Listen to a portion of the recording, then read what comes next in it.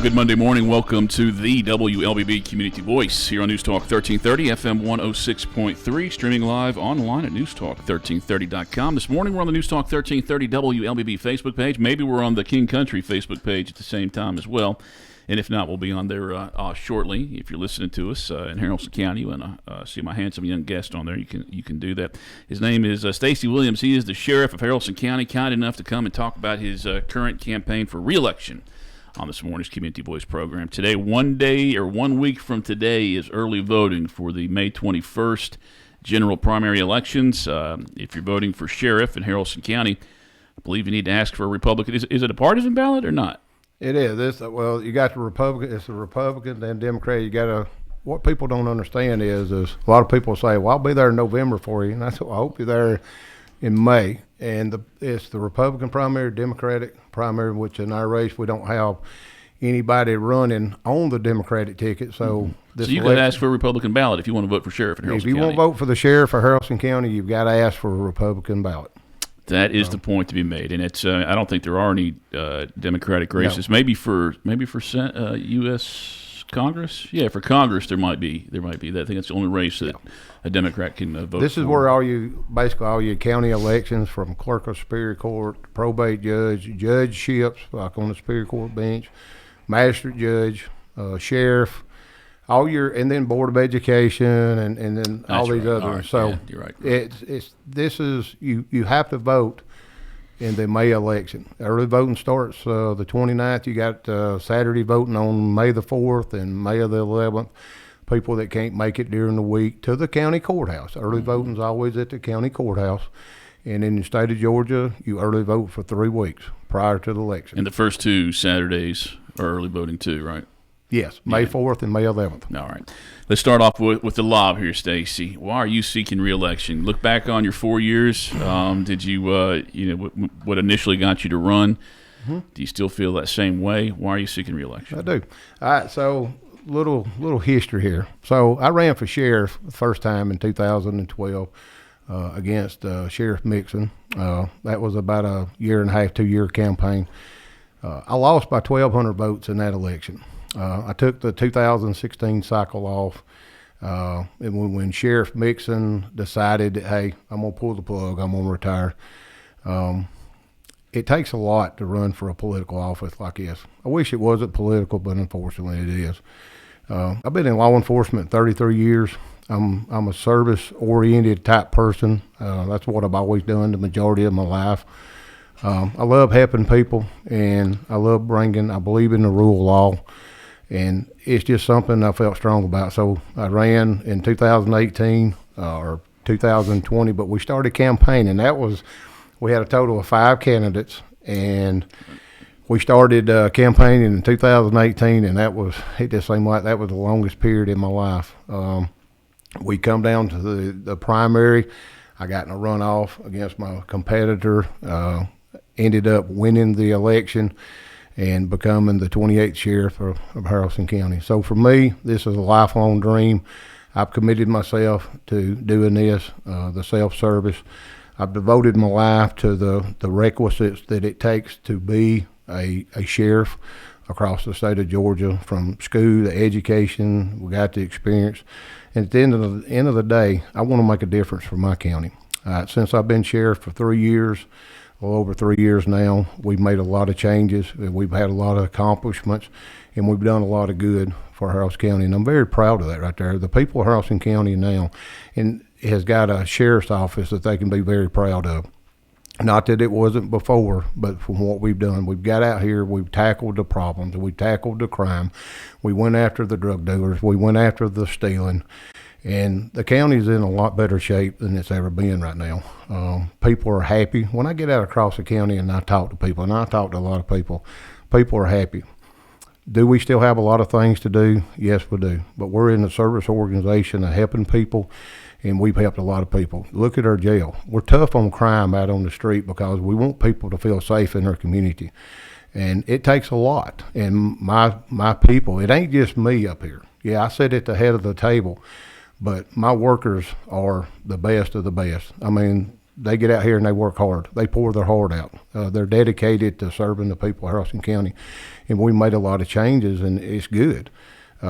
We're tough on crime on the street. We get them in, but also you got to look at our jail operation, how we're helping people once we get them locked up.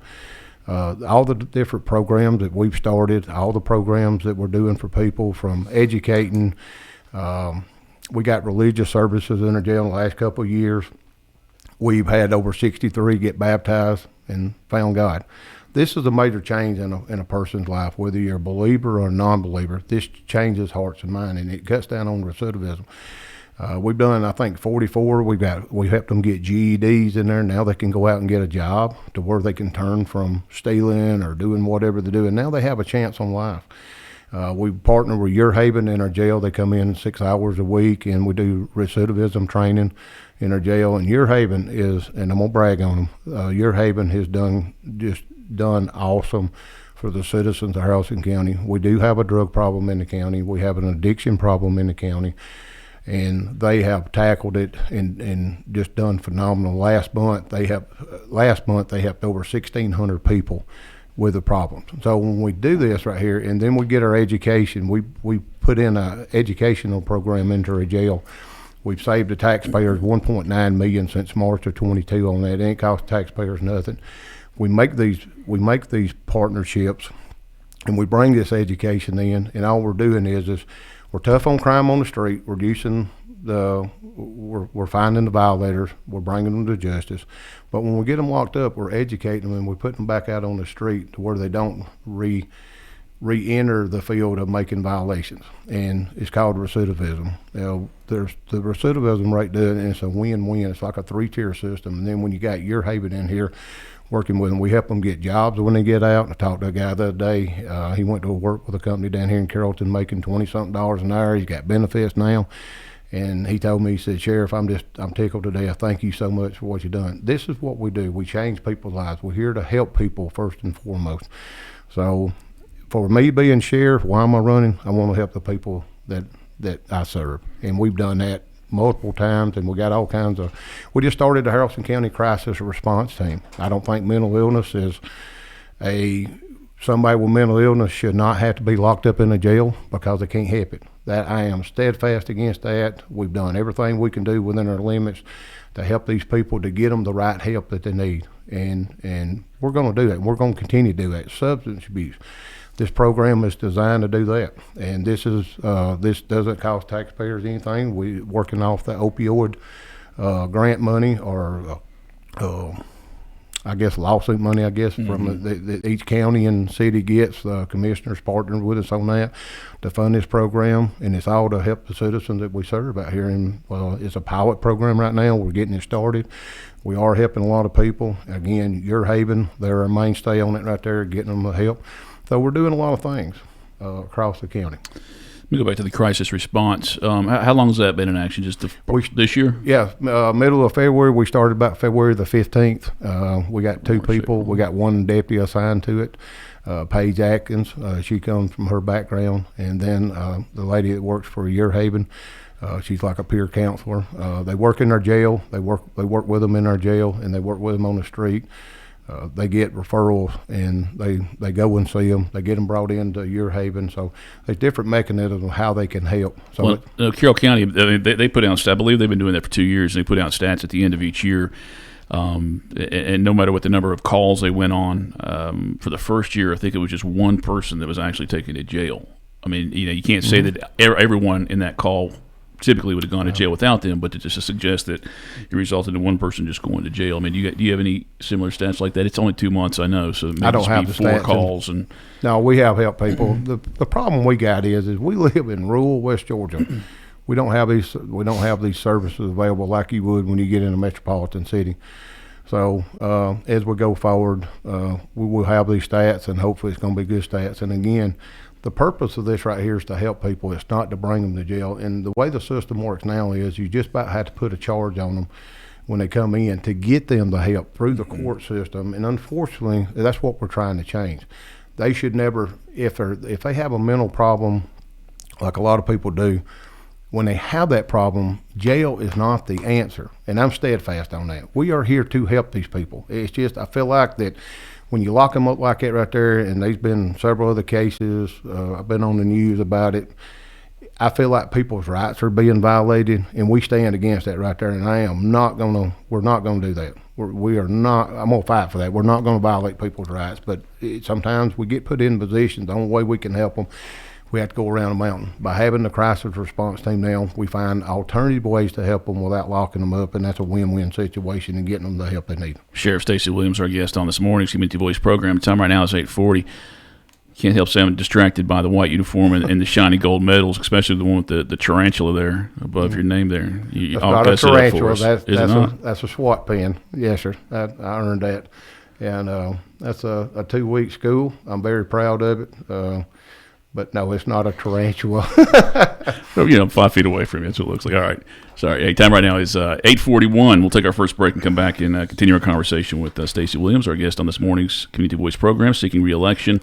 General primary ballot May 21st, and early voting starts next Monday. We'll be back in 1 minute with more of this interview.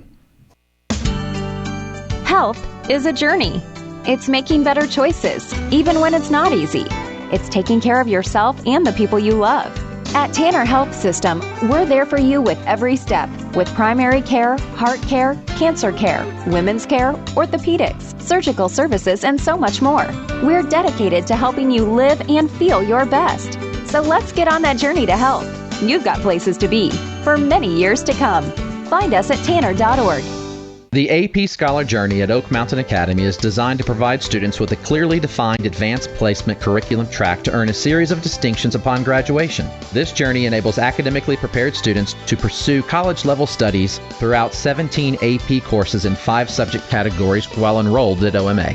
I'm Patrick Uran, head of school, inviting you to journey with us on the mountain. For more information, visit us at oakmountain.us. Discover your journey at OMA. Prepare, explore, and achieve.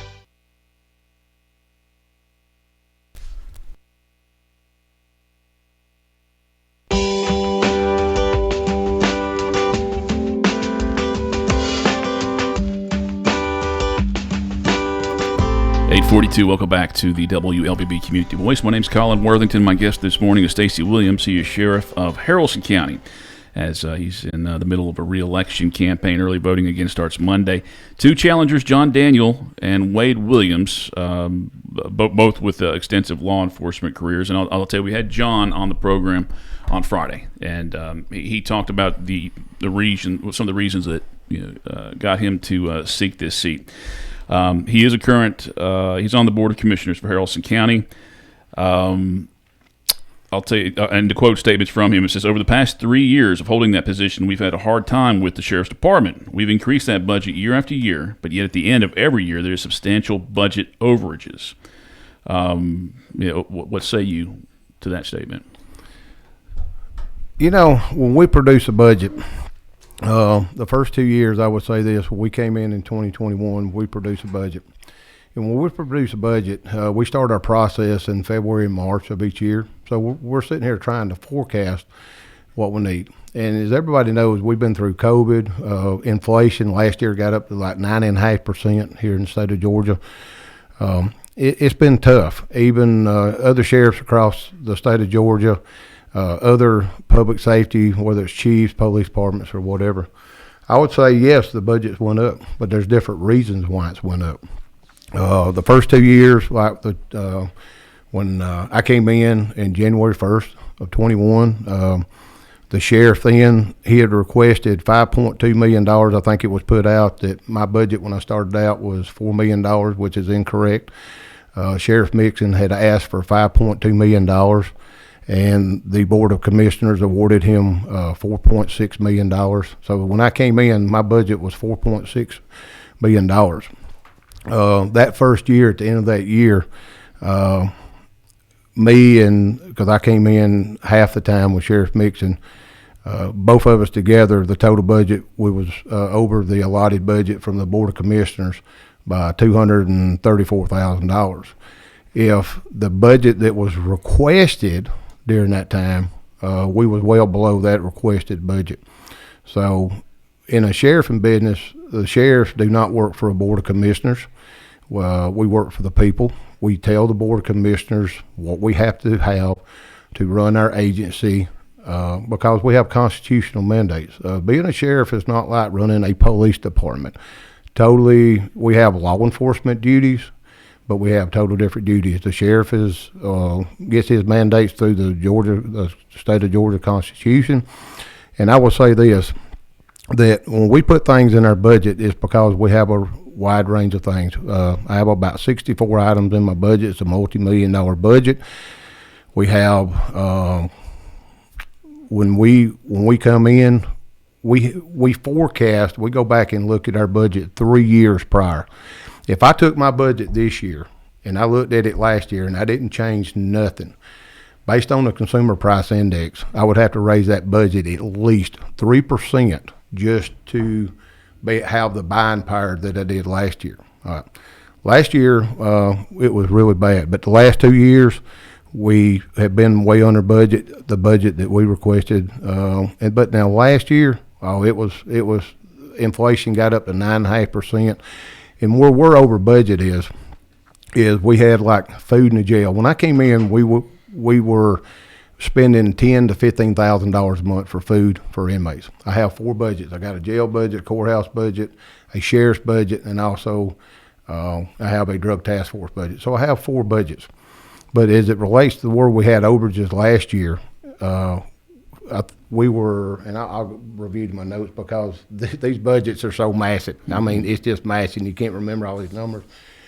Just on medical last year, we was $145,000 over. All right.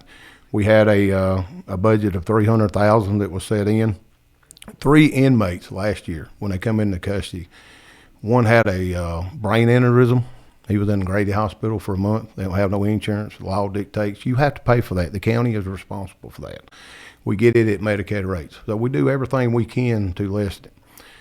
I had 2 other inmates because of the special medication that they had to have. It cost $10,000 a month for them. There was $140,000 just for 3 inmates. And our average daily take is about $140. But here in the last couple months working with the courts and things, we're finally getting out of this, we're transitioning out of this COVID period where we had backlog. I know you remember talking about the court systems and stuff. Everything was backlogged. Supply chain backlogs, everything. When I checked my log this morning, we were down to 115 inmates in our jail. And that's the first time in over 2 years that we have been this low. So we finally broke a barrier. And you got to understand, it costs on average $55 a day to house somebody now, plus another, I don't know exactly what the daily lot is on medical, but we usually spend between $10,000 and $30,000 a month just on medical. And then we have to spend, right now we're at $28,000 just on a food cost for inmates. So when you start adding out, my power bill is right now about $7,000 a month just for our facility. And it's fixed to go up because of the heat system, summer's coming in. Water bill is about $6,800. Water and sewer is $6,800, $7,000 a month. And it continues to go up. Everything's going up. We have saved money on a yearly basis. The last 3 years, I've done some figuring. Just our insurance, since I took office, we're paying $300,000 more a year. My budget has increased $300,000 just because of medical insurance. That's a county benefit. My budget last year that I asked for was around $4.4 million, but with the county benefits, what the county tells the employees that they're going to get and have to, that come up to $977,000 that they have to add to my budget. So my budget this year is 5.4 something million, but 977,000 of that was county benefits and stuff that the county did. So I don't want to put words in your mouth, and I guess I started that. When you started talking, I had a different direction for questions, but I mean, it does seem that it's not comparable to the other departments. When we're, as I was going to ask you to say, well, if other departments are expected to stay within their budget, what they set. And for yours to change that so much, I mean, is that not fair to compare those departments to the sheriff's office? No, I don't think so. Again, we deal with constitutional mandates. The law dictates we have to have and we have to do certain things. That's the reason why sheriffs are different. And the clerk of superior court, the probate judge, the tax commissioner. And it seems like you're dependent on more outside things as well, because if you bring in more people for jail, if your gas, for public works, gas, I can see gas prices changing. But yeah, you mentioned 3 or 4 other things that other outside influences have that exactly more effect on my budget. I tell you another thing. So when we had the Haralson County School Police, when they formed their own police department, my budget overnight went up over $200,000. And people say, how? Well, we provided 4 officers to the school system. They wanted 5. I couldn't give them 5 at the time within that short period. Those 4 officers, well, when they came up in January of 22 and created their own police department, I absorbed those officers back into my cadre of personnel. I didn't lay them off. I didn't fire them. But I also absorbed their patrol cars, their vehicle maintenance, their vehicle gas. So my budget went up over $200,000 a year right then. So that was $200,000. That was $180,000 plus that we wouldn't get in supplementing their budget. And another thing is, when I came in as sheriff, my jailers was making $11 an hour. My deputies were making $16 an hour. And we couldn't do nothing about it the first year. But the second year, that's when we asked for raises, for, more money for things. Tallapoosa Police Department starts out at $21.10 right now. The Bremen Police Department start out at $20.89, the best of my knowledge on that. I start my deputies out right now $18 to $21 an hour based on knowledge, training, experience, years of service. It's hard to keep. It's hard to maintain that right there. And then when you look at over the last 2 years, in addition to all that, just these 3 things right here with the raises that we gave them, that was roughly a $250,000 over the last 3 years. And people want to know why your budget going up. Folks, my jailers we start them out at $13.93 an hour right now. I don't even know how they pay their bills, minus, whatever all expenses they got. That's just wrong. We can't do that. But the last 3 years, between $300,000 increase in insurance, $200,000 when we lost the contract with the school system, $250,000 a year in raises. That's roughly $750,000 that the budget went up. But what they don't tell you is you got budgetary things and what we put back into the budget. We average at least in the last 2 years, we put back at least outside the budget, money going back into the commissioner's office because we don't get to keep no money, $447,000 a year. So if I was over budget $600,000, they're going to get them $450,000 to $500,000 back.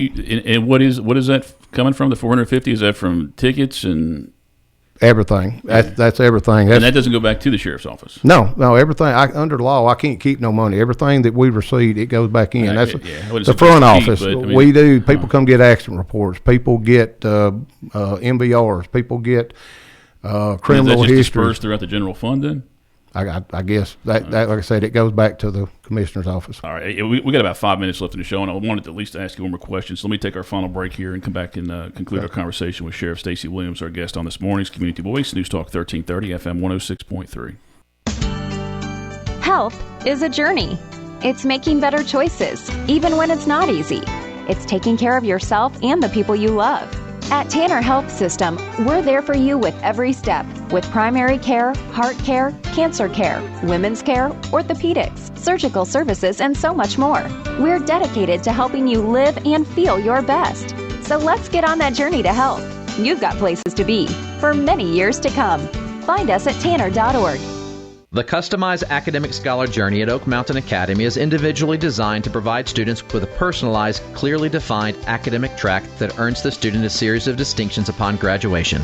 This journey enables academically driven students to pursue a focused, rigorous course of study personalized to their wants and desires. I'm Patrick Uran, head of school, inviting you to journey with us on the mountain. For more information, visit us at oakmountain.us. Discover your journey at OMA. Prepare, explore, and achieve.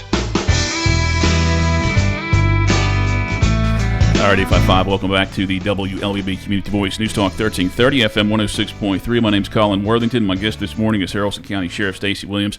I didn't even mention posting the comments or questions to Facebook, but we do have some. Jay Collins says, we're fortunate to have Sheriff Williams fighting crime in the adjacent county.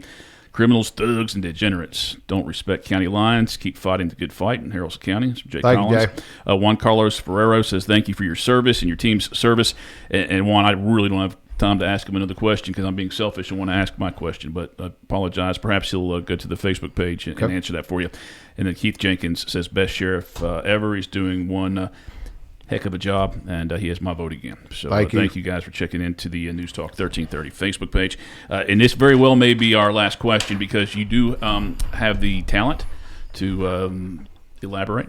Let's see here. It's House Bill 1105, and it effectively, this was approved in state legislators this year. It effectively turns the entire, well, here's the complaint. I don't want to quote that. This is what the suggestion was. I did a story today which promoted 1105 and said perhaps one perspective of why it's a good thing. But House Bill 1105, here's from people against it, says it effectively turns the entire state into a mandating deeper local cooperation with immigration and customs enforcement. It's a state mandate without any supportive funding, and it does put different. Things that sheriffs may already be doing, but it does make you guys document more and make it more visible who the any potential illegal aliens that have been arrested on there. Mm-hmm. Now, what have you checked out about 1105? How do you feel about that? All right, so the state of Georgia, as it relates to the sheriff and their constitutional duties, we're constantly being handed every legislative session more task and responsibility. And we call these unfunded mandates. That means I have to do more with no money. I have to devote, and the law dictates us. And I will say this, I didn't get to say this a while ago. If the law tells me that I've got to do something, but yet we go out here and enforce the law and we lock somebody up, but yet I'm over here not following the law and doing what the law tells me to do. In our society, we call those people hypocrites. I'm a sheriff. I swore to uphold the law, and that's exactly what we're going to do. As it relates to this right here, another unfunded mandate is going to cost taxpayers, the state of Georgia, Beach County, more money. I believe in strong borders. I believe that illegal immigrants here, they take away from the man, each man and woman that works here, they get benefits and stuff. If it shouldn't be in this country, if they're here in this country illegal, then that's up to them. And if the law dictates us that we have to bring them into custody, yes, sir, that's what we're going to do. As a sheriff, I don't get to pick and choose what laws we're going to enforce and what we don't. I have to enforce all of them.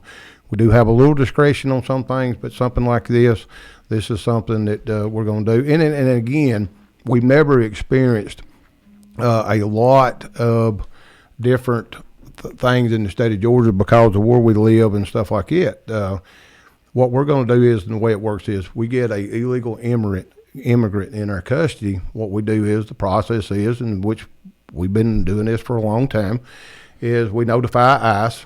They usually have 48 hours. We send the charges or whatever we got them for if they wanted to detain them. They got 48 hours to send basically what is called a warrant.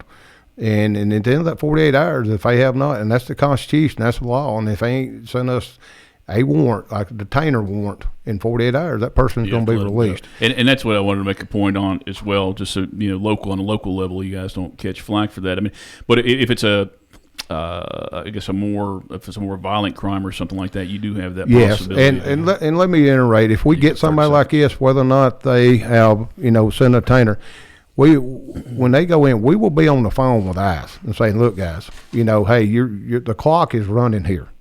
And we've got to go by,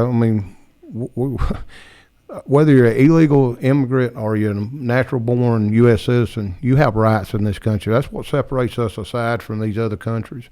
We have a process, and we're going to follow that process. We're not going to let the ball get dropped just because somebody didn't send a detainer warrant or whatever, but we're going to do the right thing. Again, I'd just like to reiterate, it's another unfunded mandate. It's going to cost money. I don't see a large percentage, Colin, that it's going to do this because Polk County, yes, Carroll County, yes, but where we at? So I'm good with it. I did want to give a chance to differentiate that this is.